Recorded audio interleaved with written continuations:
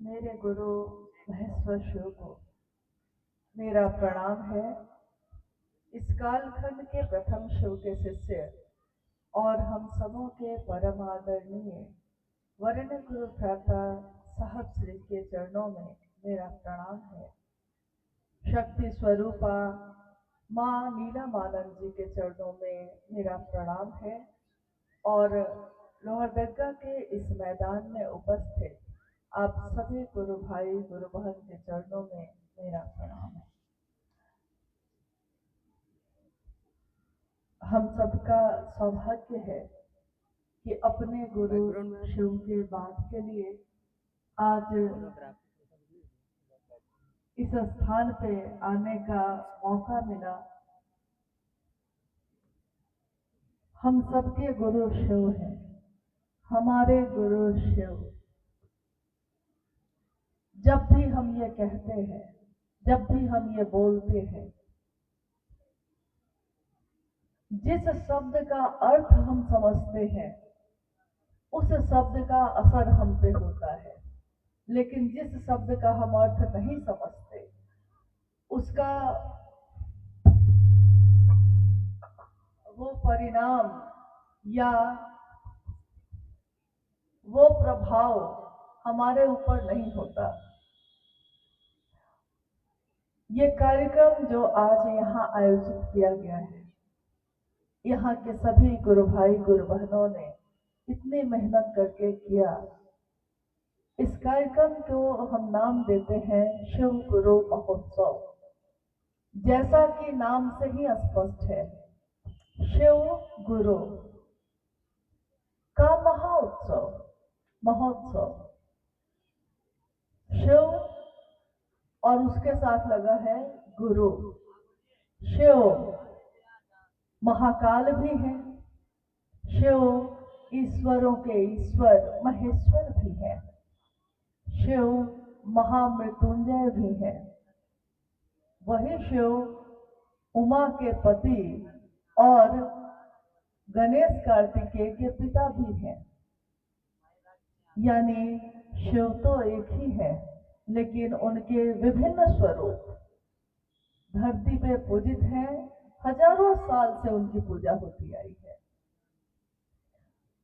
आज हम सब जो आए हैं अपने गुरु की बात करने, तो जैसा कि नाम से ही स्पष्ट है आपको कि शिव गुरु महोत्सव, यानी यहाँ गुरु शिव है, बाकी हम सब शिव के शिष्य हैं। हमने शिव को अपना गुरु बनाया है और हम सब उनके शिष्य हुए हैं। तो महादेव के विभिन्न स्वरूप से जो जैसा जुड़ा उसने वैसा परिणाम पाया। काम तो सब करते हैं, लेकिन अगर उस काम को करने के पीछे का उद्देश्य स्पष्ट ना हो, उद्देश्य अगर स्पष्ट हो तो परिणाम भी उसके अनुसार होते हैं। उद्देश्य स्पष्ट ना हो, काम कर रहे हैं आप तो मेहनत तो लग रही है, समय भी लग रहा है, अर्थ भी लग रहा है, लेकिन परिणाम वैसा नहीं होता। ऐसा बहुत काम है जीवन में हम करते हैं। पिता ने खेत दे दिया आपको, अब उस खेत की जुताई आप कर रहे हैं। पिता खेत दे सकते हैं, संपत्ति दे सकते हैं, यानी जो लौकिक चीजें हैं, लौकिक जो सामान है वो आपको दिया जा सकता है। खेती का ज्ञान लेना पड़ता है। खेत कोई दे सकता है, लेकिन उस खेत की जोताई कब हो, मौसम कौन सा ठीक रहेगा, बिया कौन सा सही रहेगा, सिंचाई कब हो, इसके लिए आपको ज्ञान लेना पड़ता है। और अगर ज्ञान ना हो तो पिता ने जो खेत दी है, खेत तो रहेगी, उसकी कीमत होगी, लेकिन आपके किसी काम का नहीं होगा, किसी काम का नहीं, क्योंकि चीज तो है, उसको संभालने का ज्ञान नहीं है। तो महादेव के अनेक रूपों की पूजा होती आई, लेकिन इस कालखंड में शिव के शिष्य साहब हरिनानंद जी ने आवाहन किया, उद्घोष किया कि शिव भगवान तो है, लेकिन उनके अनेक रूपों में एक रूप है जगत गुरु शिव का रूप। और ये भी कहा कि हम और आप सब उस शिव के शिष्य हो सकते हैं। गुरु है, उनके शिष्य हो सकते हैं। अब आते हैं हम लोग उस बात पे जिसके लिए हम सब यहाँ बैठे हैं। शिव गुरु के रूप में क्या करते हैं? हम शिव को गुरु क्यों माने? शिव को गुरु मानकर हम उनके शिष्य हो सकते हैं कि नहीं हो सकते हैं? और अगर हो सकते हैं तो हमको पता कैसे चलेगा कि हम शिव शिष्य हो गए, मेरे गुरु शिव हो गए? ऐसे अनेक प्रश्न हमारे मन में उठते हैं, ऐसी बहुत सारी जिज्ञासाएं हमारे मन में आती हैं। हम शिव को गुरु क्यों बनाए? जब भगवान के रूप में वो हमारी बात सुनते हैं और हमारी मनोकामना की पूर्ति भी करते हैं, तो उनको गुरु बनाने की बात आज क्यों कही जा रही है? और एक सामान्य आदमी जिसने कभी ग्रंथ नहीं पढ़ा, जिसको कोई मंत्र या श्लोक नहीं आता और जो जगत के चीजों में उलझा हुआ है, वो कौन सी विधि से शिव को अपना गुरु बना सकता है? हमारे ग्रंथों में, हमारे शास्त्रों में, उपनिषद और पुराणों में शिव के गुरु स्वरूप के भी जगह जगह दृष्टांत है। संभवे गुरुवे नमः, गुरु होने के कारण तुम संभव हो, तुम त्रिभुवन गुरु वेद बखाना।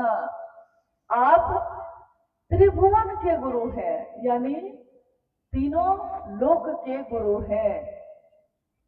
इसके कारण गुरु शिष्य परंपरा में आदि गुरु शिव को कहा गया। आदि का अर्थ होता है जहां से प्रारंभ हुआ, जहां से शुरुआत हुई है। आदि गुरु शिव, जगत गुरु शिव, यानी एक शरीरधारी गुरु को भी अगर हम गुरु बनाते हैं तो वो हमें कोई पात्रता ढूंढते हैं, कोई योग्यता है कि नहीं, हमें कोई पात्रता है कि नहीं, ये ढूंढते हैं। लेकिन अगर पात्रता नहीं होती तो वो भी हमको अपना शिष्य नहीं बनाते।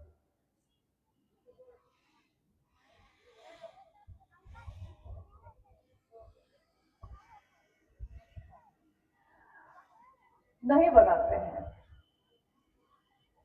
यानी कि कोई गुरु भी हमको शिष्य तभी बना सकते हैं जब हम उनके अनुकूल उनके पास जाएंगे।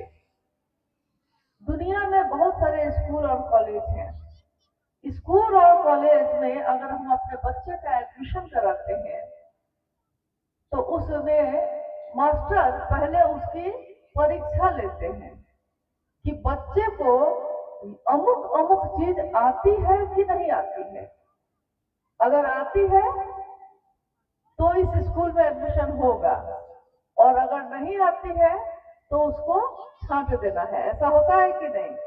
हम लोग अपने बच्चों को जब एडमिशन दिलाते हैं तो पात्रता ढूंढी जाती है, बच्चा दिमाग से तेज है कि नहीं।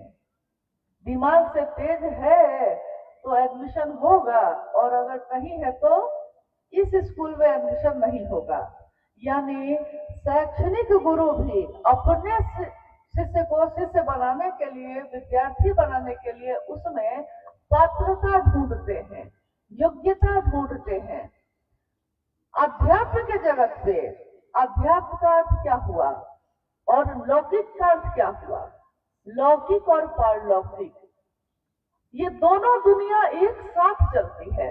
लौकिक जिसमें हमारा घर है, हमारा परिवार है, हमारा समाज है, ये धरती है, ये अंबर है, ये पेड़ पौधे हैं, ये पानी है, ये आग है, ये सारी चीजें जो हमारी ये दृष्टि, हमारी ये नजर देख सकती है, जो हमारे कान सुन सकते हैं, जो हम छू सकते हैं, जिसका हम गंध ले सकते हैं, यानी वो सारी चीजें जहां हमारे पांचों ज्ञानेंद्रिय काम करती है, वो सारी चीजें लौकिक है। पारलौकिक जैसे ही हम बात करते हैं तो समझ में आता है कि ये कुछ सूक्ष्म बात हो रही है, कोई बहुत ऊपर की बात हो रही है। ये ऊपर की बात क्या है, सूक्ष्म क्या है? जैसे ही हम मन की बात करते हैं, जैसे हमारा ये शरीर है, इस शरीर में 2 हाथ 2 पैर, पूरा शरीर ही है मानव का। इस शरीर का अंग अंग बदल दिया जाए, हाथ बदल दिए जाए, आंख बदल दिया जाए, त्वचा बदल दी जाए, दांत बदल दिया जाए, इस पूरे शरीर का अंग अंग बदल दिया जाए, तब भी वो रहेगा कि नहीं जो इस शरीर में है? क्योंकि शरीर तो हम नहीं है। आप ही कहते हैं, हम ही कहते हैं कि आज मेरा मन नहीं है, आज मेरा मन दुखी है, मेरे मन को ये अच्छा नहीं लगा, मेरे मन को ये बहुत अच्छा लगा। यानी जब हम ये बोलते हैं कि मेरे मन को ये अच्छा नहीं लगा, आप नहीं, आप कह रहे हैं कि आपके अंदर जो सूक्ष्म चीज है उसको ये चीजें अच्छी नहीं लगी। शरीर की बात आप नहीं कर रहे, मन की बात कर रहे हैं। और ये मन हमारे पूरे शरीर में कहाँ रहता है, आज तक विज्ञान भी पता नहीं कर सका। वो कहता है कि कोई एक औरा है जो कहीं कहीं आभास होता है, लेकिन ये जो ऊर्जा जो हमको जीवित रखती है, जिंदा रखे हुए है, ये ऊर्जा हमारे शरीर में, पूरे शरीर में कहाँ है, आज तक सही सही कोई नहीं बता सका। लेकिन इसी ऊर्जा के कारण हम जीवित हैं, और जिस दिन इस शरीर से वो निकल जाता है तो हमारा शरीर भी मृत मान लिया जाता है, और कहा जाता है कि ऊर्जा खत्म हो गई, चली गई। ये ऊर्जा जो दिखाई नहीं देती, जिसके कारण हम जीवित हैं, जिसके कारण हम सांस ले पा रहे हैं, हवा है, लेकिन अगर सांस लेने और सांस को उतारने की जो विधि चल रही है शरीर में, अगर वो काम करना बंद कर दे तो हवा भी है, शरीर भी है, लेकिन आदमी की मौत हो जाती है। साहब हैदरानंद जी ने कहा, यही मन जो दिखाई नहीं देता, लेकिन इसी मन के कारण आप जीवित हैं, चलते हैं, और आप काम भी करते हैं। मन नहीं करे तो आप उस काम को करने की इच्छा भी आपके अंदर पैदा नहीं होगी, और इच्छा पैदा नहीं होगी तो आप ज्ञान भी नहीं लेंगे, ज्ञान नहीं लेंगे तो आप उस पर काम भी नहीं करेंगे। इच्छा, ज्ञान, क्रिया, यानी कोई एक विचार, इच्छा, मेरे अंदर इच्छा पैदा होगी तब ना हम उसके बारे में पता करेंगे, तब ना हम खोजेंगे, ढूंढेंगे। आपने अभी सुना साहब हैदरानंद जी के बारे में, शिव के शिष्य के बारे में। उनके मन में ये विचार आया, उनके मन में एक सोच पैदा हुई, मन दिखाई नहीं दे रहा, लेकिन पल प्रति पल यही अदृश्य मशीन जो विचारों को पैदा करती है, बार बार लगातार विचार पैदा हो रहे हैं, ठहर नहीं रहे, पैदा हो रहे हैं, सोच रहे हैं हम। अभी अभी मन में विचार आया कि इधर जाएंगे, सोचा ही था कि तब तक किसी ने कहा कि चलिए इधर, तो हम चले गए उधर।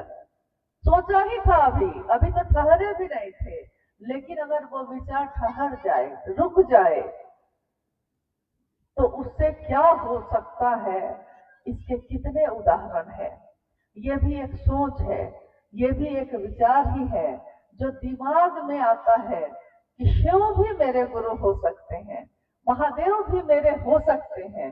लेकिन ये विचार जो दिमाग में प्रवेश करता है, अगर ये विचार दिल में आ जाए तो हम उस आदमी को या उस सत्ता को, चाहे वो कोई व्यक्ति हो, चाहे वो ईश्वर हो, अगर हमारे मन में ये विचार ठहर जाए कि वो मेरा हो सकता है, मैं उसका हो सकता हूं, तो उस स्थिति में हम उसको अपना बना लेते हैं, उसके अपने हो जाते हैं।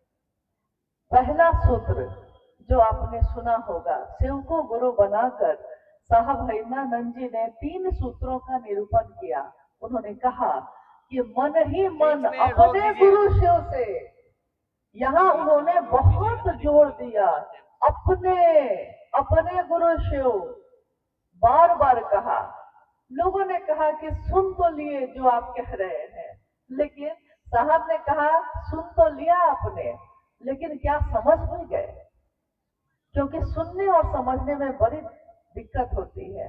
सुन तो लिया है कि हाँ ये मेरा बेटा है, लेकिन अगर समझेंगे नहीं कि मेरा बेटा है तो हम उसकी परवाह नहीं करते, हम उसकी देखभाल नहीं करते।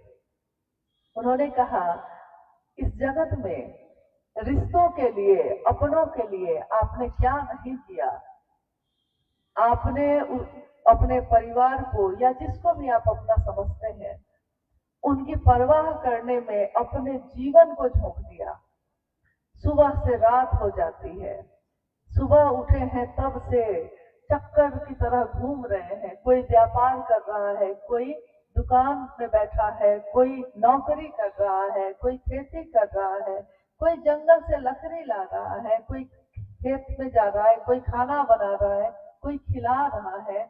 यानी सुबह से रात तक अपने चारों तरफ देखिए तो सब किसी न किसी की चिंता में डूबे हैं, किसी दूसरे की चिंता में डूबे हैं। लेकिन कोई व्यक्ति ऐसा नहीं मिलता जो अपनी भी चिंता में डूबा हो। मेरे भी इस जीवन का कोई लक्ष्य है, कोई उद्देश्य है, हम सबके लिए करते हैं, करेंगे। लेकिन क्या मैं इस जीवन में जो आया किस लिए आया, क्या कारण है? मानव का तन पाया, लेकिन मानव का तन पाकर हमने क्या इस मानव तन में कभी महादेव का नाम लिया है? कभी उस परमात्मा को याद किया जिसके कारण ये दुनिया है, जिसके कारण ये शरीर है, जिसके कारण सांसें चलती है और खून रगों में दौड़ता है? हम सबका नाम लेते हैं लेकिन उसी को भूल बैठे। इसीलिए साहब ने पहले सूत्र में कहा, हे शिव आप मेरे गुरु हैं, मैं आपका शिष्य हूँ, मुझे शिष्य पर दया कर दीजिए। दया यानी अगर दया ना हो तो जीवन में हम कुछ भी नहीं कर सकते। थोड़ी दूर तक हमारा शरीर, हमारा मन जो साथ देगा उतना तक तो कर लेंगे, लेकिन अगर कोई मदद ना करे, कोई हम पे दया ना करे, वो परमात्मा दया ना करे, तो हम कुछ भी नहीं कर पाते। साहब ने कहा महादेव भी गुरु होंगे तो मात्र दया से ही हो जाएंगे, उनकी दया से ही सारी चीजें हो जाती हैं। हाँ, दिखता है कि हम आप कर रहे हैं बहुत सारे काम, दिखता तो है कि हम खेत में जोत रहे हैं, दिखता है कि हम बिया लगा रहे हैं, दिखता है कि पौधा हुआ है, लेकिन अनाज को पैदा हम आप नहीं कर पाते। ये कौन करता है? जो दिखता नहीं, जो कहीं समझ में नहीं आता। होता कैसे है? हमारे बच्चे हमारे सामने पैदा होते हैं, बड़े हो जाते हैं, हमारी दृष्टि के सामने बड़े होते हैं, कब बड़े हो गए पता ही नहीं चलता। एक पौधा आपने अपने घर में लगाया है, वो पौधा आपकी आंखों के सामने ही विशाल वृक्ष बन गया, लेकिन ये कब बड़ा होता गया पता ही नहीं चला। आंखों के सामने जो चीज हो रही थी, लेकिन वो इतनी सूक्ष्म है, इतनी सूक्ष्म है कि इन आंखों से वो दिखती ही नहीं है, लेकिन आपकी आंखों के सामने वो बड़ा हुआ है। इस मैदान में जितने भी पेड़ है आज, ये सारे पेड़ शुरू से तो इतने बड़े नहीं थे। किसी ने बीज लगाया होगा, पौधा हुआ होगा, छोटा सा मुलायम सा। अगर मौसम अनुकूल ना मिले तो बीज खत्म हो सकता है, पौधा कोई कुचल के जा सकता है, लेकिन आज इन विशाल वृक्षों को गिराने के लिए किसी को सोचना पड़ेगा। आसान नहीं है गिराना। ठीक वैसे ही हमारे इस मन की धरती पे शिव के नाम का बिया तो है, लेकिन इस बिया को हमने सींचा नहीं। अपने भाव से, अपनी सोच से, अपने काम से, अपने ज्ञान से अगर सींच दिया इसको तो ये इतना बड़ा होगा, इतनी गहरी इसकी जड़ें हो जाती हैं कि फिर कोई आपको समझाएगा भी कि दूसरे भी हैं, आपकी समझ में नहीं आएगा। जिस दिन आपने सोच लिया, समझ लिया कि ये मेरा बेटा है, हो सकता है वो बेटा बहुत बुद्धिमान नहीं हो, लेकिन मेरा है, और पड़ोसी का बेटा बहुत बुद्धिमान है। लोग कहते हैं अरे अपने बेटा को छोड़ो और उसको अपना बेटा बना लो। लोग समझाते रहेंगे, आपके समझ में नहीं आएगा, आप कभी इसको स्वीकार नहीं करेंगे, क्योंकि जिसको अपना बना लिया तो बना लिया, जो मेरा है सो मेरा है। अब वो कैसा है इस पे हम विचार नहीं करते, क्योंकि अब मामला दिमाग का नहीं, अब मामला दिल का है। जो मेरा है सो मेरा है, और जो मेरा हो जाता है जब हम उसकी बात करते हैं। यानी दूसरा सूत्र, शिव की चर्चा। शिव की चर्चा क्या है? शिव की चर्चा ऐसा नहीं है कि ये पूजा नहीं है। लोग कहते हैं कि शिव की चर्चा कर लिया तो पूजा की जरूरत नहीं है। बहुत सारे लोग हमारे आपके बीच ऐसा कहते हैं, लेकिन साहब ने कभी ये नहीं कहा। उन्होंने कहा शिव की पूजा ही है ये, लेकिन शिव की पूजा का हाईटेक तरीका है। जैसे हम इसी झारखंड के जंगलों में लकड़ी चुनने जाते थे, सालों तक हमारे पूर्वज भी जाते थे, क्योंकि अगर लकड़ी चुन के नहीं लाएंगे तो घर में चूल्हा जलेगा कैसे? चूल्हा जलाने के लिए, उस पे भोजन बनाने के लिए जंगल में जाके लकड़ी चुननी पड़ती है। लेकिन फिर किसी ने कहा कि अब तो गैस का चूल्हा भी आ गया है, और घर घर में अब जाइए तो आपको दिखेगा कि गैस का चूल्हा जल रहा है। आप कहिएगा कि आपने ये कैसे, आग है उसमें भी, बिना आग के तो उस पर भोजन बनेगा नहीं। आप जब उसमें माचिस से या लाइटर से जलाते हैं तो आग तो पैदा होती है, और उसी आग पे आप भोजन बनाते हैं। आग वही है, भोजन भी वही बन रहा है, लेकिन आपने हाईटेक तरीका अपनाया। जो चीजें जगत में आ रही हैं समय के अनुसार। कभी ऐसा था कि दूसरों तक अपनी आवाज पहुंचाने में, राजा महाराजा के समय में जब हम दूसरों तक अपनी आवाज पहुंचाना चाहते थे तो हम मुनादी करवाते थे। आज भी कहीं कहीं हमारे गांव में है कि पूरे गांव के लोग को इकट्ठा करना है तो बहुत बड़ा एक, क्या कहते हैं उसको, नाम मुझको ध्यान में नहीं है, लेकिन है जो बजाया जाता है, डम डम डम डम, उस पे बजा।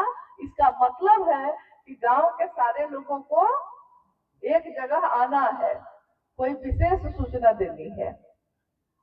अब आप क्या करते हैं कि अब कौन ही बजाने जाए, तो अब आपके हाथ में मोबाइल फोन है, तो आप बजाना छोड़ के कहते हैं कि फोन ही कर देते हैं, आ जाएगा। सूचना ही दिया है आपने उस दिन भी जब बजाया था, और आज भी जब मोबाइल से फोन लगा के किसी को कहते हैं कि भैया दीदी आइए, बैठक करनी है, शिव चर्चा करनी है, बात उस समय भी वही थी, आज काम आज भी वही हो रहा है, लेकिन हाईटेक तरीका हो गया। एक दिन हमको गर्मी लगती थी तो हम लोग या तो पेड़ के छांव में या बगीचा में जाके बैठते थे, या हाथ का पंखा, तार वाला पंखा हाथ में लेकर होंकते थे कि थोड़ी सी ठंडक लग जाए, बहुत पसीना है। आज भी खेत में तो आप हाथ का पंखा ही लेके जा सकते हैं, सीलिंग फैन लेके खेत में नहीं जा सकते, लेकिन घर में है। जिस दिन पंखा का आविष्कार हुआ तो हमने सोचा कि पंखा लगाया जाए, और हमारे घरों में पंखे लग गए। कुछ और बेहतर हुआ तो कूलर भी लगाया लोगों ने, और बेहतर हुआ तो एसी भी अब लगा के चलाते हैं। पंखा हाथ वाला भी हवा ही देता था, सीलिंग फैन और पेडेस्टल फैन, टेबल फैन भी हवा ही देता है। कूलर भी हवा ही देता है और एसी भी हवा ही देता है। ठंडक और बढ़ती गई है, आराम बढ़ता गया है, तरीका बदलता गया है, लेकिन हवा ही दे रहा है वो। तो कहिएगा कि एसी हाथ के पंखा का हाईटेक तरीका है, मतलब टेक्नोलॉजी, यानी बहुत ऊंची स्थिति में है ये। पूजा और पद्धति हमारे घरों में जो आज तक होती आई है और अभी भी होती है, उस पूजा पद्धति में जब हमारे प्राचीन समय की बात जब हम लोग कहते हैं, जब जंगल में हम रहते और गुफाओं में लोग रहते थे, तो प्रकृति के बीच पूजा होती थी। धीरे धीरे हम लोग पेड़ की पूजा करने लगे, पानी की पूजा करने लगे। आज भी हमारे घरों में पेड़ और पानी की पूजा होती है, क्योंकि प्रकृति, हमारे पूर्वज जानते थे कि प्रकृति ना हो तो आप भी जीवित न रहेंगे, इसलिए उन्होंने प्रकृति से जोड़ा। मानव से प्रकृति है और प्रकृति से मानव है, ये उस दिन भी उनको ज्ञान था। और आज भी चाहे चीजें कितनी भी बढ़ गई, लेकिन प्रकृति के संरक्षण की बात हम करते हैं। पेड़ को बचाइए, पानी को बचाइए, ये हम लोग दूसरों को समझाते हैं, अपने बच्चों को भी। तरीके हर चीज में बदले। हमारे जीवन में पहले कपड़े नहीं पहनते थे, अब कपड़ा पहनते हैं। तो हमारे जीवन में बहुत सारी चीजें बदली। पहले आग पैदा करते थे, 2 पत्थर लिया है, जोर जोर से रगड़ा तो 2 पत्थर के घर्षण से अग्नि पैदा हो गई। लेकिन अब अग्नि के लिए आप माचिस और लाइटर से ही अग्नि पैदा कर ले रहे हैं। पैदा अग्नि ही हो रही है, लेकिन तरीका आपने बदला। शिव की चर्चा क्या है? लोग कहते हैं नहीं, पूजा अलग है, शिव चर्चा अलग है। बिल्कुल ऐसा नहीं है। शिव चर्चा भी शिव की पूजा ही है। कैसे?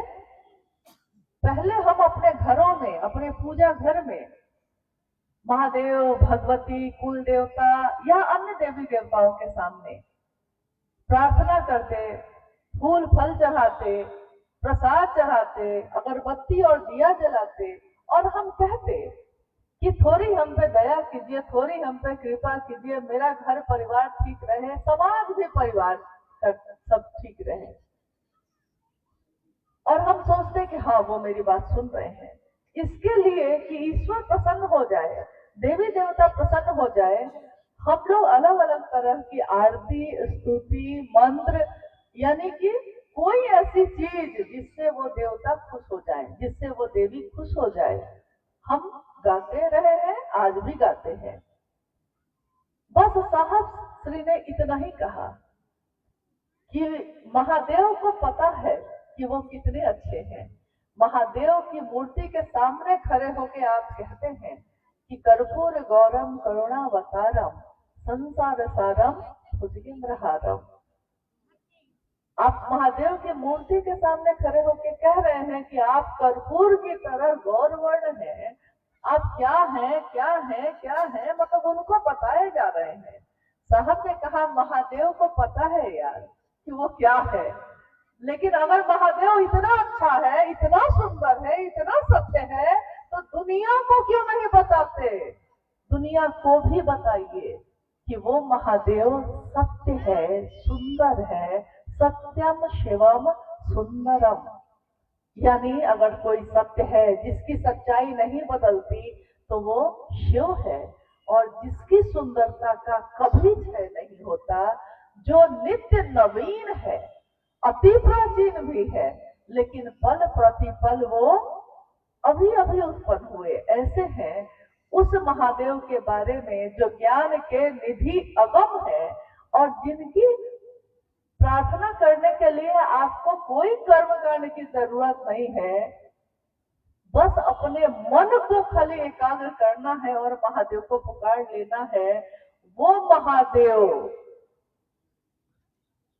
जो देवों का देव भी है, वो महादेव जिसके यहाँ इंसान, नर, नारी, नाग और देवता और गंधर्व भी, राक्षस और पिशाच भी बराबर माने जाते हैं, वो महादेव मेरा आपका गुरु हो जाए तो इससे सुंदर बात और क्या हो। और वो गुरु है, लेकिन हम लोग ही भूल के बैठे हैं। किसी को भी हम गुरु बनाएंगे वो कुछ दूर तक तो हमको ले जाते हैं, ऐसा नहीं कि नहीं ले जाते हैं, ले जाते हैं। हम किसी ज्योतिषी से पूछने जाते हैं, हम किसी वास्तुशास्त्र से पूछते हैं, हम पंडित पुरोहित से पूछते हैं, थोड़ी दूर तक तो वो ले जाते हैं, ऐसा नहीं कि नहीं ले जाते हैं। लेकिन रो रो नरक के भागी को भी अगर कोई निखार सकता है, छोटे मोटे पाप के लिए तो पुण्य में बदलने की सामर्थ्य है, लेकिन अगर कितने जन्मों के कर्मफल अगर इकट्ठे हो गए हैं और करोड़ों करोड़ों नरक के भागी बनेंगे, ऐसा भी पाप कुछ हो गया है, उससे भी रो रो नरक के भागी को भी उबार देंगे शंभु, हे रघुर के बलजा गलहार लेंगे शंभु। महादेव के गले में जो नाग है वो जहरीला है, टेढ़ा चलता है, डसना उसका स्वभाव है, उसकी प्रवृत्ति है। आप उसको बचाने भी चाहिएगा तो वो अपने बचाव में भी आपको डस लेता है, उसका स्वभाव है, इसमें उसका कोई दोष नहीं। लेकिन वैसे स्वभाव का भी शिव के पास बस झुक गया है, बस उसने अपने सीने के बल चला गया है और महादेव ने उसको अपने गले में धारित किया है। उस परम गुरु, उस आदि गुरु, उस विश्व गुरु, उस जगत गुरु शिव के सामने अगर जगत के लोग सिर्फ मन से पुकारेंगे, हे शिव आप मेरे गुरु हैं, ये पुकार उनकी झूठ भी अगर बार बार कहेंगे तो कहते हैं एक दिन सच बनी आई, झूठ कहत कहत भी एक दिन सच बन जाता है। ये पुकार अगर मन से उठ जाए, महादेव आप मेरे हैं मैं आपका हूँ, तो वो महादेव हमको आपको कहाँ धारित करेंगे। वो महादेव कोई पात्रता नहीं ढूंढते, कारण एक ही है कि जो जगत का है वो पात्रता कैसे ढूंढेगा। वो कैसे कहेंगे कि तुम अगर संस्कृत जानते हो तब तुम मेरे शिष्य बनोगे और अगर नहीं जानते हो तो नहीं बनोगे। तुम अगर ब्रह्मचारी हो तो मेरे शिष्य बनोगे और अगर गृहस्थ में रहते हो तो नहीं बनोगे। तुम शाकाहारी हो कि मांसाहारी हो, तुम इस जाति के हो कि उस जाति के हो, महादेव ही एक ऐसी सत्ता है जहां जाके सारी संकीर्णताएं खत्म हो जाती हैं। हम जो जातियों में बटे हैं, हम जो धर्म में बटे हैं, हम जो पुरुष और स्त्री के रूप में बटे हैं, ये सारी विसंगतियां संगति बन जाती है, सब एक हो जाते हैं जब हम शिव भाव में आते हैं। शिव भाव यानी मेरे मन में उस शिव के लिए थोड़ा भाव पैदा हो जाए। काम तो वही है, उद्देश्य बदल गया। महादेव के लिए महादेव को चाहा हमने, उद्देश्य बदल गया तो परिणाम बदल जाते हैं। देश में कोई हत्या हो जाए, फांसी की सजा हो जाएगी, हत्या ही है, किसी की मौत हो गई, उसकी सजा क्या होगी? फांसी होगी। उसकी सजा क्या होगी? आजीवन कारावास होगा या 30 साल 35 साल की सजा होगी। और अगर इस देश की रक्षा के लिए बॉर्डर पे चले गए हैं आप और आपने वहां भी अपने देश की रक्षा के लिए कि इस देश के रहने वाले लोग सुरक्षित रहें, वहां भी आपने किसी को मारा है, मारा तो वहां भी है, लेकिन इसके लिए इनाम मिल जाता है। बात तो दोनों एक ही हुई, लेकिन नहीं, एक नहीं हुई, उद्देश्य बदल गया आपका। आपने सबके हित के लिए अगर कुछ किया है तो परिणाम अच्छे हैं, और अगर अपने लिए सिर्फ अपनी खुशी, अपने व्यसन के लिए कुछ किया है तो उसके परिणाम घातक होते हैं। काम तो वही है, लेकिन उद्देश्य बदलता है तो, मंजिल बदलती है तो उसका परिणाम ही बदल जाता है। साहब ने कहा शिव ही हमारे गुरु हैं, शिव ही हमारी गति है और शिव ही हमारे गंतव्य है। गुरु गंतव्य मतलब मंजिल, और चलने के लिए जो ताकत चाहिए वो देने वाले भी वो स्वयं ही हैं। क्यों नहीं उस शिव को अपना गुरु बनाए।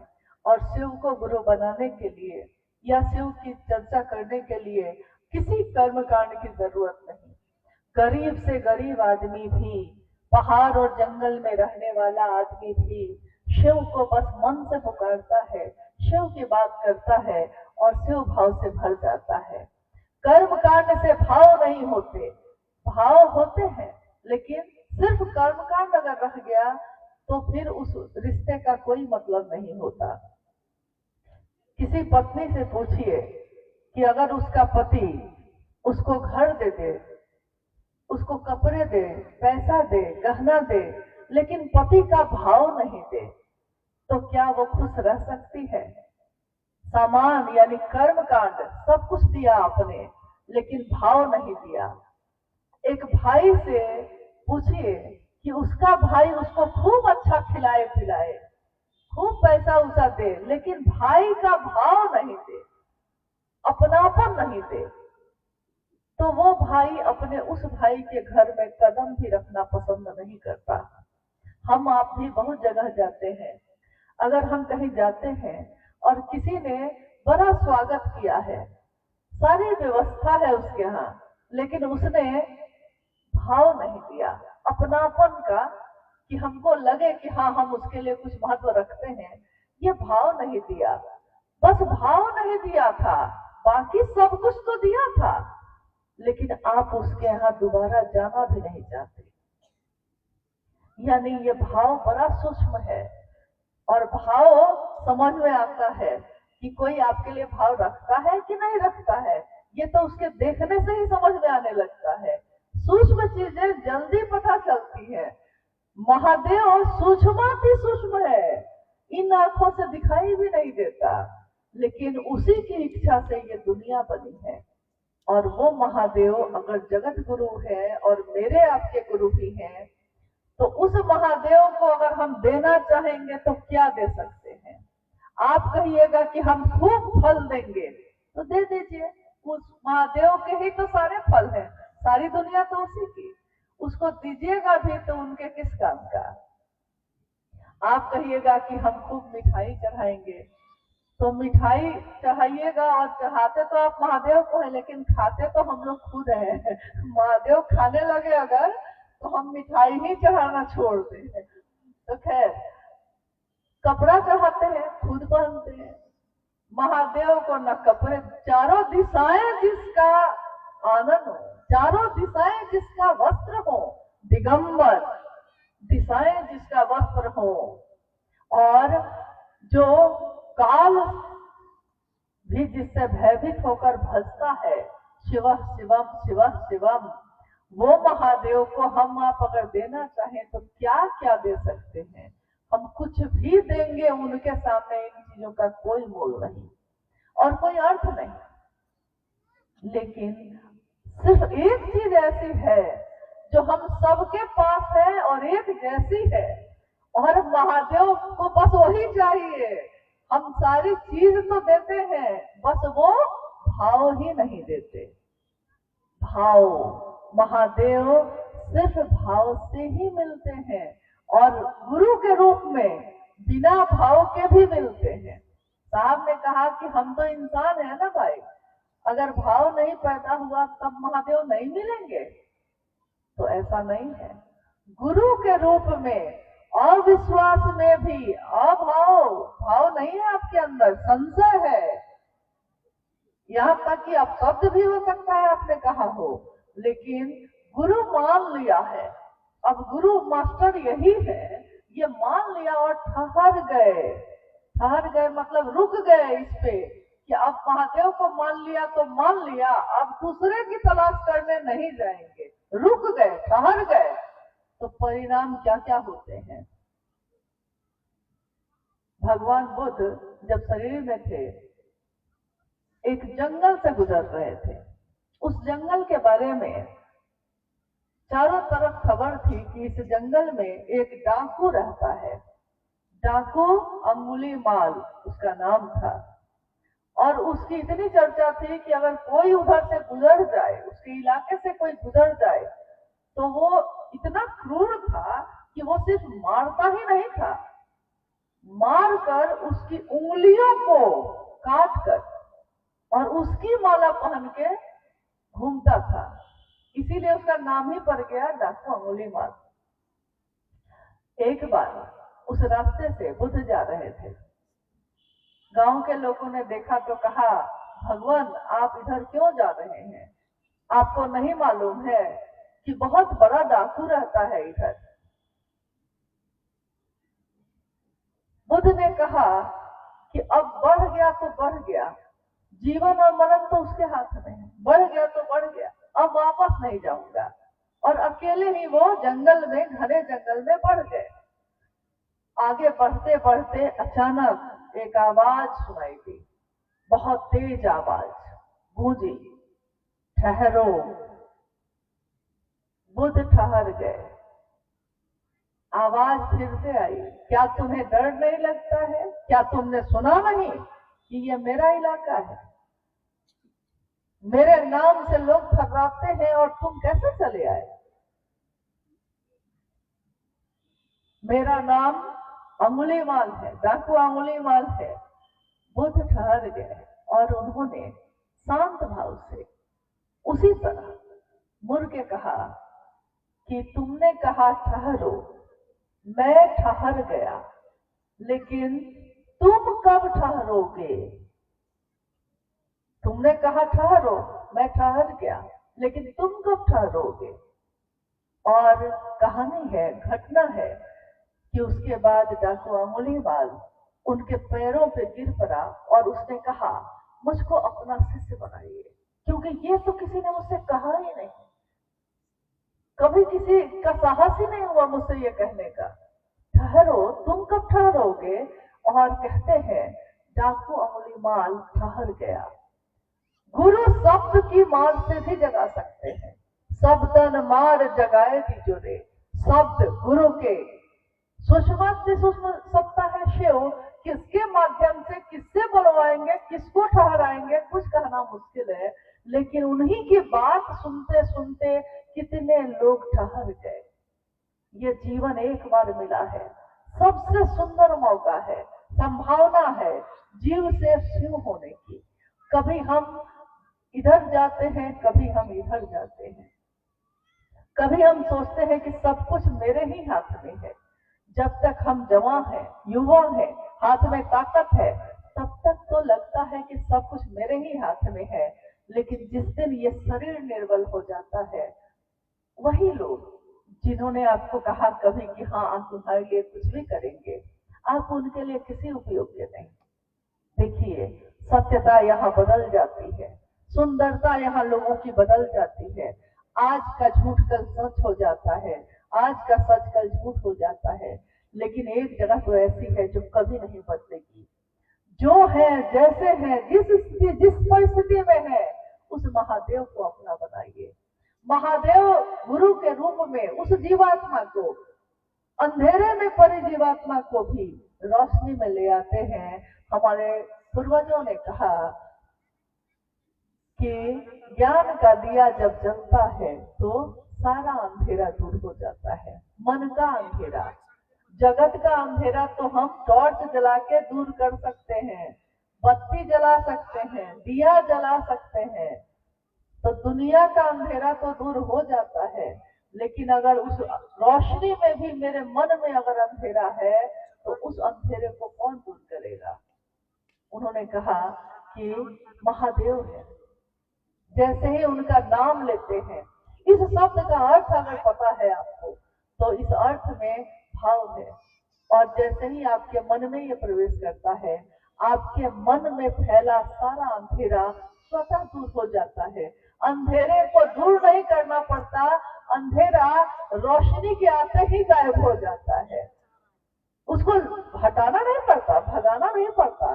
जैसे ही रोशनी आती है, अंधेरा तो खुद ही खत्म हो जाता है। उस रोशनी को अपने जीवन में लेकर आइए, ताकि हमारे जीवन में, हमारे मन में फैला अंधेरा दूर हो सके। तीसरे सूत्र में उन्होंने कहा, मन ही मन उस शिव को प्रणाम करिएगा। शिव की चर्चा भी शिव के लिए करिएगा। बाकी दुनिया के सारे काम तो हम दूसरों के लिए करते ही हैं। जगत बेचकर जगत खरीदते हैं। यानी कभी धान बेचते हैं तो कभी साबुन खरीदते हैं, कभी धान बेचा है तो बेटी का ब्याह करने के लिए कपड़ा और गहना खरीदते हैं। यानी जगत की चीज को बेची है और जगत की चीज खरीदी है। ये रिवाज तो पुराना है, सदियों से होता आया है, लेकिन महादेव के लिए महादेव को चाहा है हमने। यह जगत का प्रचलन नहीं है, दुनिया ने यह काम नहीं किया कभी। महादेव ने सब कुछ दिया, हमने महादेव को अपना भाव भी नहीं दिया। ये एक रास्ता है शिव की शिष्यता का, जिसकी मंजिल भगवान शिव स्वयं है। स्वयं मतलब स्वयं, सिर्फ वो और कोई नहीं। इस जगत का कोई भी मेरी मंजिल नहीं हो सकता, क्योंकि मंजिल तो बदल जाती है। आज ये व्यक्ति अगर मेरी मंजिल है, इस व्यक्ति का शरीर खत्म होगा तो मेरी मंजिल खत्म हो जाएगी। लेकिन वो अगर मंजिल बन जाए जो स्वयं हूँ है, और न इनके जन्म का पता न इनकी मौत आज तक सुनी है, वो महादेव ही अगर मेरी मंजिल हो जाए, इससे सुंदर बात और कुछ भी नहीं हो सकती। तो आज का ये कार्यक्रम भी इसी के उद्देश्य के तहत किया गया है कि हम सबके मन में फैला अंधेरा दूर हो। हे महादेव, आप मेरे मन में प्रवेश करिए। और महादेव को हम क्या दे सकते हैं? तो उनको और कुछ चाहिए भी नहीं। अमीरों के लिए भी वैसे ही है, गरीबों के लिए भी वैसे ही है। यहाँ तक कि मालिक बड़े करीब से सुनते गरीब की पुकार, अगर मन से हो तो वो सुनते हैं महादेव। आपके रुपए पैसे से नहीं सुनते, वो आपके धन दौलत से नहीं, आपके कालीन से नहीं, आपके कीचड़ में पड़े पांव भी अगर उनको पुकारते हैं तो महादेव वहां भी आपकी मदद के लिए आते हैं, कहीं भी आते हैं। उनको इन चीजों से कोई फर्क नहीं पड़ता। हमको आपको फर्क पड़ता है, लेकिन महादेव को नहीं। आइए, हम लोग इस कार्यक्रम में अगर कोई जिज्ञासा आई है, कोई प्रश्न आपके मन में अगर उठा है, सचमुच में उठा है, तो कोशिश करेंगे हम लोग कि उसका उत्तर दे सके। लेकिन कोई यहाँ विद्वान तो है नहीं, जितना आपने जाना है उतना ही, या शायद हो सकता है उससे भी कम मैं जानती, लेकिन इतना जानती हूँ कि भूल गई सब कुछ, याद नहीं अब कुछ। बस एक बात नहीं भूली, और महादेव की दया बनी रहे कि ये बात न भूलो कि महादेव आप ही हैं मेरे, और कोई नहीं। ये बस याद रह जाए। ये बात साहब ने याद दिलाई थी। उन्होंने कहा कि भूल जाओ सब कुछ अगर, तब भी चलेगा, बस उसको मत भूलना। उसको अगर याद रख दिए, राजा अगर तुम्हारा है तो राजा का सारा राज्य भी तुम्हारा ही है। अगर उस घर का मालिक मेरा है तो घर का सारा कुछ मेरा ही तो है। बस उनको याद रखे, हम इतनी कोशिश करते हैं। एक जिज्ञासा है, सीताराम भाई जी का दारू से जो है लिखते हैं, साहब लिखे हैं, जियो तो शिव, बनो तो शिव, रहो तो शिव, तो हम कैसे बने? ये पंक्ति है, एक पुस्तक साहब श्री ने लिखी, आओ चलें शिव की ओर। उस पुस्तक में ये पंक्ति उन्होंने लिखी। कोरोना काल में ये पुस्तक लिखी गई। आज बहुत सारे गुरु भाई गुरु बहन इसको पढ़ते हैं और उनके विचारों पे चलते हैं। ये रास्ता दिखाता है उनको, चलना तो उनको खुद ही पड़ेगा। उसी की एक पंक्ति है, जियो तो शिव, बनो तो शिव, रहो तो शिव। भाई ने कहा कि इसका अर्थ क्या होता है? जियो तो शिव, शिव कैसे जीते हैं? शिव जिनको तस्वीरों में हम लोगों ने देखा है, या जिनका एहसास हम करते हैं। तो बाकी देवी देवता का एहसास जब हम करते हैं तो कोई महलों में दिखता है, कोई मुकुट सोना चांदी का लगाए हुए दिखता है, लेकिन जब महादेव का सोचते हैं तो तस्वीरों में या जो एहसास होता है उसमें महादेव की जटाओं को देखते हैं बिखरा हुआ। देखते हैं कि महादेव बर्फ की चट्टान पे बैठे हैं, बर्फ में पर्वत पे बैठे हैं, लेकिन निहंगी बैठे हैं, यानी आनंद की मूर्ति बनकर बिना वस्त्र के बैठे हैं। चिता की भस्म ही जिनके लगाने का आभूषण, सुंदरता सब है, और न्यूनतम व्यवस्था में बैठे हैं। देखिए, हम लोग को कितना सीखने के लिए, ये तस्वीर भी उनकी अगर है तो क्या सिखाती है हम लोग को। जियो तो शिव, सिखाती क्या है, शिव कैसे जीते हैं। न्यूनतम व्यवस्था में भी सुखी रहा जा सकता है। ये संदेश, ये समझ शिव गुरु के रूप में देते हैं, ईश्वर के रूप में भी देते हैं, लेकिन हम जानना चाहेंगे तब ना। वो बताते हैं कि अगर एक वस्त्र एक बार में एक ही कपड़ा ना पहनिएगा, एक बार में 2-3 रोटी ही ना खाइएगा। कोई अगर अरबपति होगा वो भी खाना में रोटी ही खाएगा, और कोई अगर जंगल में रहेगा तो वो भी रोटी ही खाएगा। यानी 2 रोटी मिल जाए, और रहने को एक छत हो, झोपड़ी भी हो सकती है, प्लास्टिक का शेड भी हो सकता है, महल भी हो सकता है, रहने की एक छत हो। रहिएगा तो एक ही कमरे में ना, 10 कमरे का भी अगर घर बनवा लीजिए, लेकिन रहिएगा तो एक ही जगह ना, सोइएगा एक ही चारपाई पे ना, सारे पलंग पे घूम घूम के तो सोइएगा नहीं। तो उन्होंने कहा कि जीना है तो शिव जैसा जियो, कि अगर न्यूनतम व्यवस्था भी है मेरे पास, लेकिन अगर परिवार में आनंद हो, मन में आनंद हो, आनंद की मूर्ति से मन मिलता हो, तो उस आनंद के सामने बड़े बड़े महल के वैभव भी फीके पड़ जाते हैं। जीना है तो उनके जैसा जियो, बनो तो शिव।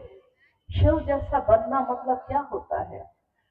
आपने देखा होगा कि जहां जाइए सब एक दूसरे के लिए घृणा से भर गए हैं। इंसान का हृदय जो बना, इंसान का शरीर और मन जो है वो करुणा है, ममता है, सहानुभूति है, एक दूसरे के लिए अपनापन है। लेकिन आज देखिए दुनिया में कि हर आदमी एक दूसरे से चिल्ला रहा है, बोल रहा है, घृणा बढ़ गई, प्रेम कम हो गया, यहाँ तक कि अपनों की बड़ाई भी नहीं करते लोग। कितने लोगों को आपने देखा होगा कि अगर किसी में कोई गुण हो, घर में बहू आई है, भोजन बहुत अच्छा बना रही है, लेकिन मजाल है कि कोई उसकी बड़ाई कर दे खुले दिल से, बड़ा मुश्किल है। ये कहना कि तुमने जो बनाया हमको भी नहीं आता, इतना अच्छा बनाया, कितना सुंदर बनाया, आपने जो ये काम किया कितना सुंदर किया, इतना अच्छा तो हमको भी नहीं आता। इस तरह की बोली तो आजकल सुनने में ही नहीं आती। यानी कोई किसी की प्रशंसा में अपना दिल बड़ा नहीं करता, दिल बड़ा करता है लेकिन बुराई करने में। जितनी शिकायत उसकी कर लीजिए, जितनी उसकी बुराई कर लीजिए, उतना उसको मन लग रहा है। 2 घंटा 4 घंटा कब बीत गया पता ही नहीं चलता। लेकिन अगर कह दीजिए कि किसी की प्रशंसा भी तो करिए, कुछ तो अच्छा किया होगा उसने। हर व्यक्ति के अंदर अगर अवगुण है तो गुण भी है, गुण और अवगुण दोनों है ना। आप गुण क्यों नहीं देखते, आप अवगुण क्यों देख रहे हैं। उसको भी तो महादेव ने बनाया है, तो अवगुण है या गुण है, महादेव ठीक करेंगे। थोड़ा अपने दिल को बड़ा तो करिए। अगर महादेव देखने लगे कि हम में गुण है कि नहीं तो क्या होगा। महादेव के बारे में कहा गया कि अशेष गुणम है, उनमें इतने गुण है, इतने गुण है, इतने गुण है कि गुण शेष ही नहीं होते, खत्म ही नहीं होते। और कहा गया कि गुणहीनम है, कोई गुण ही नहीं है उनमें। देखिए दोनों पहलू तो महादेव के ही ना है, कोई गुण भी नहीं, लेकिन इतने गुण है, इतने गुण है कि खत्म ही नहीं होते। तो जब महादेव की बनाई हुई दुनिया है, आप हम कौन है किसी की इतनी समीक्षा करने वाले। अरे अगर दे सकते हैं, बनना है तो शिव बनिए ना। जिसने, लोगों ने तो संसार को बचाने के लिए कहा कि महादेव हलाहल विष ही पी जाइए आप। कहानी है ना, कथा तो है, ये सुना है आपने, कहानियां कथा तो खूब सुने हैं सब कुछ, कि समुद्र का मंथन हुआ और जब उसमें से बहुत सारे रत्न और अमृत भी निकले, लेकिन उसमें हलाहल निकला। हलाहल यानी काल कुट विष, एक ऐसा वेश जिसके निकलने से ही चारों तरफ इतना जहर फैलने लगा कि लोग मूर्छित होकर, देवी देवता भी मूर्छित होकर गिरने लगे। तो लोग दौड़े किसके पास? महादेव के पास, और कहा, हे महादेव, रक्षा करिए। त्राही माम करके दौड़े, रक्षा करिए। यानी क्या करिए? रक्षा करने के लिए क्या कहना होगा?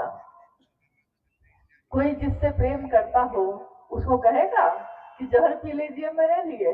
नहीं करता। लेकिन कोई चारा जब नहीं था तो सबको पता था कि एक ही है जो ऐसा कर सकते हैं। तो कहा कि महादेव बचाइए। और महादेव, कहानी है ये, कथा है ये, कि महादेव ने पूरा जहर अपनी अंजुरी में भरा और पी गए। कंठ पे माँ पार्वती को अच्छा न लगा, हाय उनके पति के साथ ऐसा क्यों कर दिया। प्रेम करती थी ना उनको कष्ट हुआ। तो कहानी है, कथा है कि उन्होंने अपने हाथों को कंठ पे रखा, तो महादेव ने जो जहर पिया तो सारा कंठ पे आ गया, नीला हो गया जहर से वो, और उनका एक नाम पड़ा नीलकंठ, यानी जिसका कंठ नीला हो। सोच लीजिए महादेव के साथ क्या क्या ना हुआ। इससे ज्यादा हम लोग के साथ तो नहीं हुआ होगा, हम लोग तो पी भी नहीं सकते, जहर पिएंगे तो तुरंत खत्म हो जाएंगे, लेकिन हम लोग के साथ तो इतना खराब नहीं हुआ होगा। महादेव ने क्या दिया दूसरों को? महादेव ने बदले में क्या दिया? आप लोग बोलिए। जरूरी है कि हम ही बोले सिर्फ? आप लोग बताइए जरा, एक साथ जरा बोलिए। महादेव ने दुनिया को क्या दिया? अमृत, जीवन, शुभ अमृत दिया। तो साहब ने कहा कि बनो तो शिव, दूसरे तुम्हारे साथ क्या करेंगे इस पे तुम्हारा बस नहीं है, लेकिन तुम दूसरों के साथ क्या करोगे इस पे तुम्हारा बस है। दूसरे जब शिव को गुरु बनाएंगे समझेंगे, लेकिन आप और हमने तो शिव को बनाया है गुरु, तो हम अपने मुंह से करवा क्यों बोले? हम किसी को अपने शब्दों के बाण से घायल क्यों करें? शब्द से बहुत लोग घायल होते हैं, ऐसे घायल होते हैं ना कि चाकू और तीर लगने से तो ठीक भी हो जाएंगे, लेकिन अगर शब्द का बाण लग गया ना हृदय में, तो ये घाव भरता ही नहीं है, जीवन भर पीड़ा देता है। अपने इस बाण को अगर हम रोक लें सिर्फ, तो कितने लोगों का शुभ हो जाए, कितने लोगों का भला हो जाए। तो शब्दों के बाण को भी रोक लें थोड़ा, और अपनी प्रवृत्ति को भी, क्योंकि जो शिव की बात करता है वो शिव जैसा होता है। शिव बनो तो शिव, रहो तो शिव। ऐसा नहीं कि एक बार ऐसा हो गए और कुछ दिन बाद फिर बदल गए। महादेव बदलते नहीं है, तो महादेव का चेला भी बदलता नहीं है। महादेव की बात दूसरों में भी बांटिए, दूसरों को भी उनके तरफ चलने के लिए प्रेरित कीजिए। हमारा आपका सामर्थ्य कम है, हमारा सामर्थ्य निर्बल है, कम है, ताकत कम है, हमारे शरीर की, हमारे मन की शक्ति कमजोर है, लेकिन जिससे ये मन मिल गया है महादेव से, उस महादेव की ताकत कम नहीं है, ज्ञान के भी निधि अगम नहीं है, वो परम ऊर्जा के अक्षय स्रोत है वो। यानी जितनी ऊर्जा है, जितनी शक्ति है, सब प्रकटीकरण है उस शिव का। सब जो दिखती है, चलती है, रहती है, सोती है, जागती है, ये सब शक्तियां जो है शिव का प्रकटीकरण है। इसलिए बनना है तो जियो तो शिव, बनो तो शिव, और रहो तो शिव। साहब जगत में शिव शिष्य होने के लिए संपूर्ण ज्ञान की बात कह रहे हैं, फिर हम क्यों नहीं शिव शिष्य हो रहे हैं? लातेहार से सुनील जी। हाँ साहब, जगत में शिव शिष्य होने के लिए संपूर्ण बात कह रहे हैं, संपूर्ण ज्ञान की बात कह रहे हैं। अच्छा ठीक है, जिज्ञासा आपने सुनी कि साहब ने जगत में रहने के लिए संपूर्ण ज्ञान की बात की। संपूर्ण ज्ञान क्या होता है?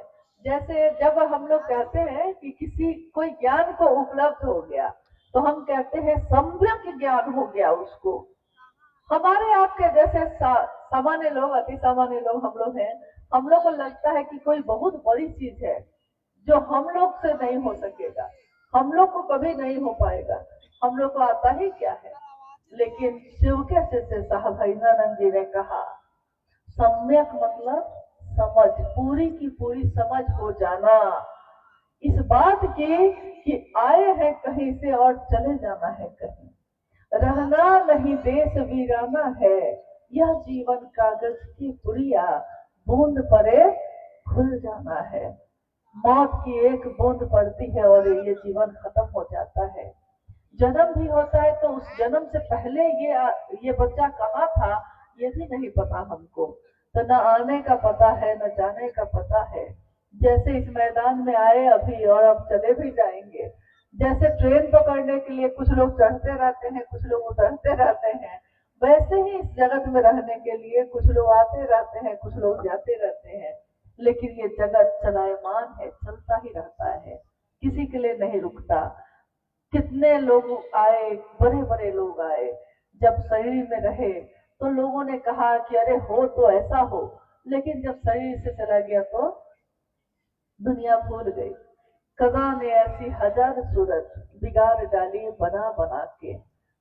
बड़ी सुंदर ये पंक्ति है जिसको साहब ने बार बार कोट किया और कहा कि बहार दिन है चंद रोजा, बहार दिन है चंद रोजा, न चल यहाँ सर उठा उठा के, कज़ा ने ऐसी हजार सूरत बिगाड़ डाली बना बना के।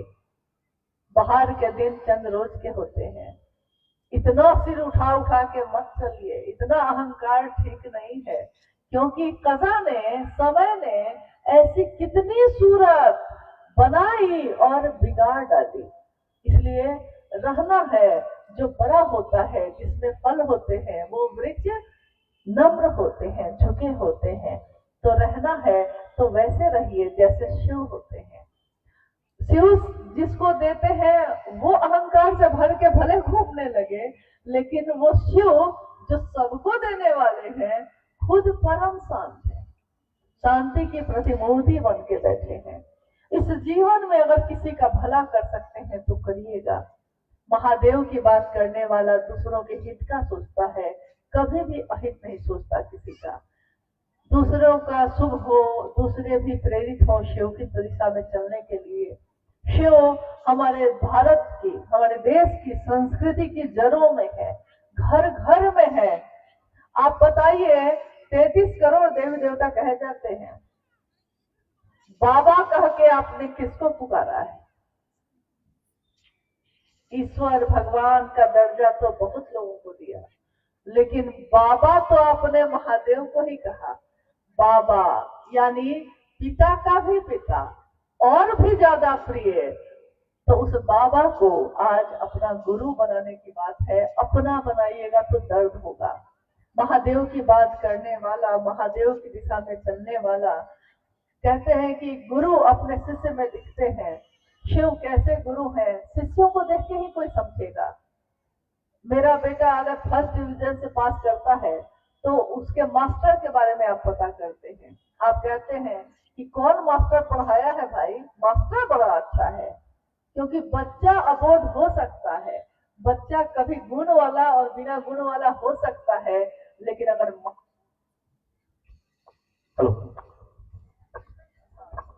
अगर मास्टर बढ़िया हो तो वो उसको परिमार्जन करके उसको फर्स्ट डिवीजन से पास कर सकता है।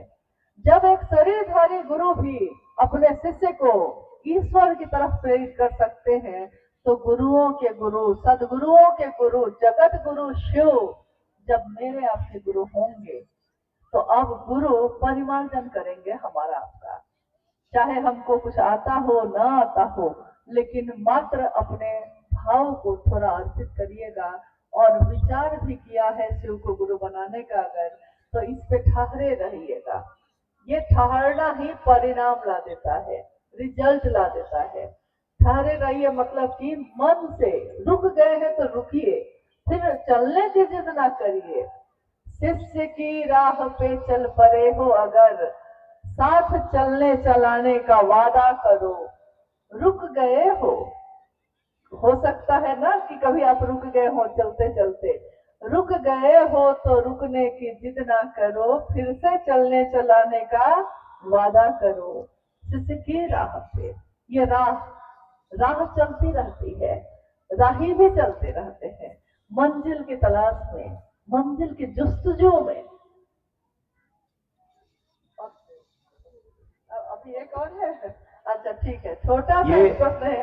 ये प्रश्न छोटा नहीं है, 7 प्रश्न है ये, लेकिन ये पूछना जरूरी है क्योंकि एक भैया है कामेश्वर, इनका प्रश्न है, पिता है तो माता की आवश्यकता है कि नहीं, भैया है तो दीदी की जरूरत है कि नहीं, पूजा करना जरूरी है या नहीं, स्नान करना जरूरी है या नहीं, इतना दुनिया में मंदिर बना हुआ है किस लिए।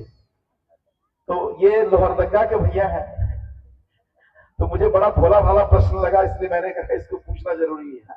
ये बात सही कही इन्होंने, सही बात है कि इतने जगह हम रोज जाते हैं, लेकिन ये प्रश्न बड़ा भोला भाला है। मतलब कि सचमुच में जिज्ञासा है, बनाई हुई जिज्ञासा नहीं है ये। तो सूची है, तो सूची के अनुसार हम लोग जल्दी जल्दी इसको करने का प्रयत्न करते हैं। शिव गुरु तो हुए हैं, उनका साथ और है या नहीं बताने का कृपा करें। ठीक है, उनका साथ और है कि नहीं। आप गुरु को पकड़ते हैं, मतलब हम कहते हैं हे शिव आप मेरे गुरु हैं, मैं आपका शिष्य हूँ। अब आपने कहा है बस, लेकिन अब मास्टर साहब इसी की तलाश में बैठे थे कि जगत गुरु तो हूं मैं, लेकिन जगत के लोग मेरा शिष्य ही नहीं बन रहे हैं। तो जैसे ही कोई जगत का कोई कहता है हे शिव आप मेरे गुरु हैं, कि महादेव ही अब उसको पकड़ लेते हैं। तो जिसको महादेव ने पकड़ लिया हो वो छूटेगा कैसे। तो महादेव आपके गुरु हैं, साथ हैं और रहेंगे भी, वो आपको छोड़ेंगे नहीं। एक उन्हीं का तो साथ है जो कभी छोड़ते नहीं। दूसरा प्रश्न है, पिता है तो माता का आवश्यकता है कि नहीं। अरे भाई, पिता बने ही है इसलिए है कि माता और पिता दोनों साथ हुए तभी ना कोई पिता बनता है, तभी ना कोई माँ बनी है। लेकिन ये प्रश्न बड़ा अजीब है कि माता की आवश्यकता है कि नहीं। अरे भाई, माता की सबसे ज्यादा आवश्यकता है ठीक है, लेकिन सच में बड़ा सीधा साधा प्रश्न है। भैया तो है, दीदी का जरूरी है क्या, क्या मतलब है इसका। अच्छा, गुरु भाई गुरु बहन पूछ रहे हैं कि भैया तो है तो दीदी का जरूरी है क्या। दीदी मतलब गुरु बहन लोग ना। आप लोग क्या चाहते हैं कि गुरु बहन लोग को हटा दिया जाए। तो गुरु बहन लोग हट जाएंगी तो मैदान खाली हो जाएगा भाई जो बात है। लेकिन गुरु भाई और गुरु बहन, हमारे गुरु शिव का एक रूप और है, अर्धनारीश्वर, यानी पुरुष और स्त्री दोनों का संतुलन, दोनों जरूरी है, दोनों बराबर में है, न कोई ज्यादा न कोई कम। अगर असंतुलन होता है तो शिव असंतुलन पसंद नहीं करते, क्योंकि उनका चरित्र भी देखते हैं आप, जीवन चरित्र या तस्वीर या कुछ भी देखते हैं आप, तो आपने देखा होगा कि गृहस्थों के भी साकार आदर्श शिव हैं। इसीलिए जब हमारे बच्चों का विवाह होता है तो हम अपने बच्चों को आशीर्वाद देते हैं, गौरी शंकर की जोड़ी बनी रहे, उमा महेश्वर की जोड़ी बनी रहे, क्योंकि हमको पता है कि उमा के महेश्वर कैसे हैं और महेश्वर की उमा कैसी है। उमा ने कहा कि वरहूं शंभु नहीं तो रहूं कुंवारी, और शिव ने भगवती का जब साथ लिया तो हर जगह बराबर में, संतुलन में, यानी ये गृहस्थ में भी संतुलन देखना हो, शिव भाव देखना हो, तो शिव का परिवार गृहस्थों का साकार आदर्श भी है वो। इसीलिए भैया का रहना भी जरूरी है और दीदी का रहना भी जरूरी है, दोनों का रहना जरूरी है। संतुलन हो जाए तो और सुंदर हो जाएगी। स्नान करना जरूरी है या नहीं? अगर पानी है तो नहा लीजिए, लेकिन अगर राजस्थान के रेगिस्तान में रहते हैं तो नहाना तो चाहते हैं आप, लेकिन पानी नहीं है। और इसी पे देखिए बहुत बड़ा संदेश साहब ने दिया है तो ये हंस रहे हैं हम लोग, लेकिन आप भी जानते हैं कि जीवन को जीने के लिए अगर पानी ना हो तो जीवन कितना कठिन होगा। इसलिए साहब ने शिव को गुरु बनाने का आह्वान तो किया, उसके साथ साथ उन्होंने इस चीज पे अपने जीवन में हमेशा बहुत जोर दिया कि वृक्ष लगाए जाए, जरूरत हो तो वृक्ष कटे लेकिन वृक्ष लगाए जाए, क्योंकि आपको हवा चाहिए जीवित रहने के लिए। वृक्ष की जड़ें पानी को रोकती हैं, तो पानी चाहिए आपको पीने के लिए। और हम लोग की तो मनसा ये है कि इतना पानी हो कि सब कोई नहाए, और पानी थोड़ा सा गर्म हो जाए, महादेव थोड़ा हीटर लगा देते तो और अच्छा था कि ठंडा नहीं लगता तो बहाना नहीं करता कोई। इसलिए स्नान जरूरी है कि नहीं, ये तो आपके शरीर की सफाई का मामला है, लेकिन शरीर साफ रखा है और मन साफ है कि नहीं? तो शरीर को तो बहुत साफ रख लिया, लेकिन मन को भी साफ रखना जरूरी है भाई। थोड़ा मन को सुंदर बनाइए, साफ बनाइए। जब हम अपने पूजा घर में महादेव की तस्वीर या मूर्ति रखते हैं तो उस पूजा घर का एक एक धूल का कण पोंछ देते हैं, साफ सुथरा और सुंदर सुवासित करते हैं। जिस मन में महादेव रहते हो उस मन को कितना साफ रखेंगे हम, क्योंकि जिस मन में महादेव स्वयं रहते हो, हम सब उस मन से हर कचरा हर गंदगी को बाहर निकाल के फेंक आएंगे, मिट्टी के नीचे दबा हुआ देना है यानी कि मन साफ और मन चंगा तो कठौती में गंगा। तो मतलब कठौती के पानी से भी नहाने से चल जाएगा, कहने का मतलब ये है। इतना दुनिया में मंदिर बना हुआ है, किस लिए है? मंदिर दुनिया में जो बना हुआ है, मंदिर कहा जाता है जिसमें देवी या देवता की स्थापना हम करते हैं, और एक प्रतीक है, एक चिन्ह है, एक जगह है जहां जाके हमारा मन, हमको लगता है कि शांत हो सकता है। हमारे पूर्वजों ने इसका निर्माण किया, आज भी है। मंदिर बहुत है, बात तो सही है। पूछा है इन्होंने कि इतना मंदिर किस लिए बना हुआ है, कृपया बताने का कष्ट करेंगे।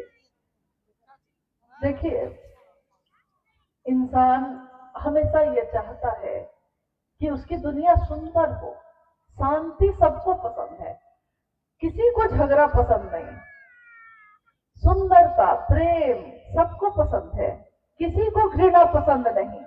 आपको पसंद है, हमको पसंद है, किसी को घृणा पसंद है नहीं। आप देखिएगा कि कहीं पे कुछ सुंदर भजन कीर्तन या अर्चना हो रही हो कहीं, तो आपका मन भी उस भाव में डूब जाता है। लेकिन अगर कहीं चौक चौराहे पे कोई गाली गलौज कर रहा हो, मारपीट कर रहा हो, तो वहां जाके आपको, आपके मन को अच्छा लगता है? नहीं लगता। आप चाहते हैं कि वहां से कितना जल्दी हट जाए।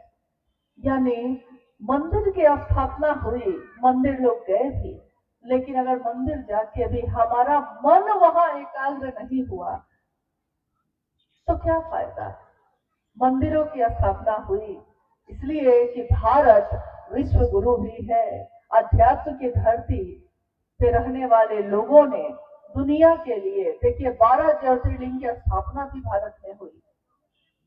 ये 12 क्यों है, किस लिए किए गए? जो हमारे ऋषियों ने, पूर्वजों ने जिस तरीके से इसकी स्थापना की है, उसमें आध्यात्मिक सूक्ष्म तरंगों का संचरण है, जो भारत देश की धरती को ऊर्जावान बनाता है।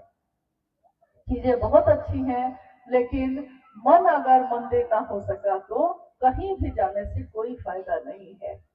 इसीलिए शिव के शिष्य इस मामले में चलते फिरते मंदिर की तरह ही है। एक ऐसा मंदिर जिसकी स्थापना हुई और एक जीवंत मंदिर जो हर जगह जाते हैं और अपने महादेव की महिमा का गान करते हैं। महादेव इतने सुंदर गुरु, इतने अच्छे गुरु, आप भी उनकी तरफ चलिए और अगर आपका मन ही उनसे जुड़ जाए तो हर जगह तो मंदिर ही मंदिर है।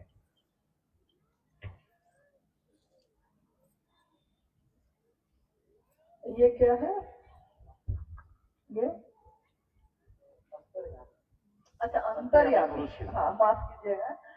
हाँ, ये अंतिम प्रश्न है जिसको हम लोग पढ़ रहे हैं और ये है आज के लिए अंतिम। मतलब आजकल लोग शब्द का अर्थ से अनर्थ भी बनाते हैं भाई। जीवन का तो हम लोग को नहीं पता कि कब तक जीवित रहेंगे कब तक नहीं रहेंगे, लेकिन अंतिम मतलब ये मत समझ लीजिएगा कि अभी तुरंत हम जाने वाले हैं ऊपर, अभी नहीं। कुछ दिन बाद हो सकता है ऐसा हो जाए। अंतिम प्रश्न मतलब आज के इस कार्यक्रम का इसमें है कि अंतर्यामी गुरु शिव हैं, तो साक्षात गुरु की आवश्यकता पड़ती है क्यों? साक्षात गुरु का अर्थ हुआ शरीरधारी गुरु। देखिए, जो शरीरधारी गुरु हैं वो भी आपको परमात्मा से ही मिलाते हैं। कोई जो ईश्वर से जुड़ा हुआ आदमी होगा, जो शिव से जुड़ेगा, अध्यात्म की धरती पे चलेगा, उसकी मंशा यही होती है कि दूसरे भी उस तरफ चले। तो कुछ दूरी तक तो वो ले जाते हैं, ये भी बात सच है, लेकिन आखिर वो भी शिव से लेकर ही हमको देते हैं। और साहब ने कहा कि वो भी शरीर में आए, उन्होंने भी शिव को अपना गुरु बनाया। चाहते तो वो भी गुरु बन जाते, लेकिन उन्होंने देखा कि इतने गुरु तो पहले से है नहीं। और शिव के बारे में भी उन्होंने कहा कि गुरु शंकर रूपिणम, यानी गुरु कैसा हो तो शंकर जैसा हो। उन्होंने कहा शंकर जैसा क्यों? स्वयं जब गुरु शिव है तो दूसरे की तलाश क्यों है? जब हम एक शिव है गुरु तो दुनिया ऐसी हो गई है, अगर दुनिया के लोग उस शिव को अपना गुरु बनाएंगे तो दुनिया कितनी सुंदर होगी। और जब गुरुओं के गुरु भी वही हैं, सदगुरुओं के गुरु भी वही हैं, तो शिव को अपना गुरु बनाने की बात है। हाँ, शरीर में जो भी गुरु है या सदगुरु है उसमें थोड़ा आपको भी देखना होगा कि भाई सही रास्ता आपको जो बताए उस रास्ते पे चलिए, क्योंकि ये पहचानना पड़ेगा आपको। पहचान सकते हैं तो जरूर पहचानिए, कोई गलत नहीं है। उनमें भी अंश शिव का है, आप में भी शिव का अंश है। आप भी जो शिव के शिष्य हैं, आप भी तो दूसरों को शिव की तरफ से चलने की प्रेरणा देते हैं। ठीक वैसे ही गुरु सदगुरु श्रेणी के लोग भी ईश्वर की प्राप्ति के ही उपाय बताते हैं। कोई मंत्रों का जप बताता है, कोई योग बताता है, कोई भक्ति बताता है, कोई साधना उपासना बताता है, लेकिन कुछ न कुछ वो बताता है। कोई शब्दों से लेकर जाता है, कोई अपने वाणी स्पर्श से लेकर जाता है। मंशा तो सबकी एक ही है। तो जब गुरु एक है ही और मंजिल भी वही है, चलने का रास्ता भी वही है, एक ही रास्ता एक ही मंजिल, जगत के सारे लोग भी उस रास्ते पे चलेंगे तो ट्रैफिक जाम यहाँ हो सकता है, लेकिन उस रास्ते पे कोई ट्रैफिक जाम नहीं है। इसलिए आइए सबको ही हम लोग चलते हैं उस रास्ते पे, सब साथ चलते हैं, अपने महादेव के भाव में चलते हैं और देखते हैं कि इस दुनिया में रहते हुए भी शिव कैसे बना जा सकता है। अपने परेशानियों, अपनी बेचैनियों भरे जीवन को भी शांत और घोर कैसे किया जाता है, क्योंकि जिसके मन में शिव होंगे, जो शिव से जुड़ा होगा, उसके जीवन में दुख तो होंगे, ऐसा नहीं कि दुख नहीं होंगे। शरीर में आए हैं तो दुख होगा, लेकिन आपका मन दुख का असर आपको होने ही नहीं देगा।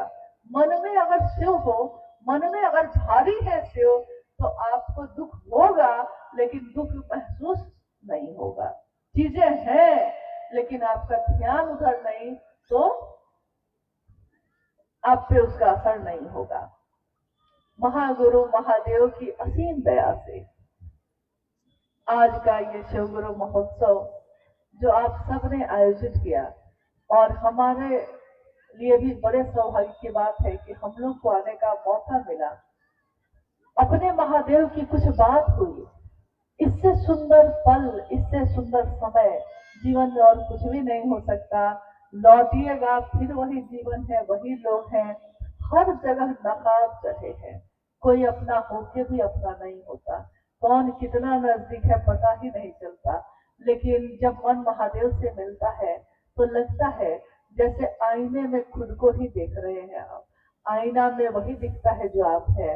शिव एको हम बहुश्याम हुए, एक से बहुत हुए, आज वही शिव बहुत से एक होने की प्रक्रिया में है, जो चला है वो लौटेगा। तो ऐसी प्रक्रिया में चल रहे हैं हम सब। महादेव की दया हो, साहब दीदी का आशीर्वाद हो, हम सभी शिव शिष्यों का जीवन भी शिवमय हो, सुखमय हो, और हम दूसरों को भी 2 कदम उस रास्ते पे बढ़ा सके, इतनी दया मेरे गुरु शिव की हो, इतनी ही कामना है, इतनी ही याचना है। आप सभी के चरणों में प्रणाम है, आप सबको मेरा प्रणाम।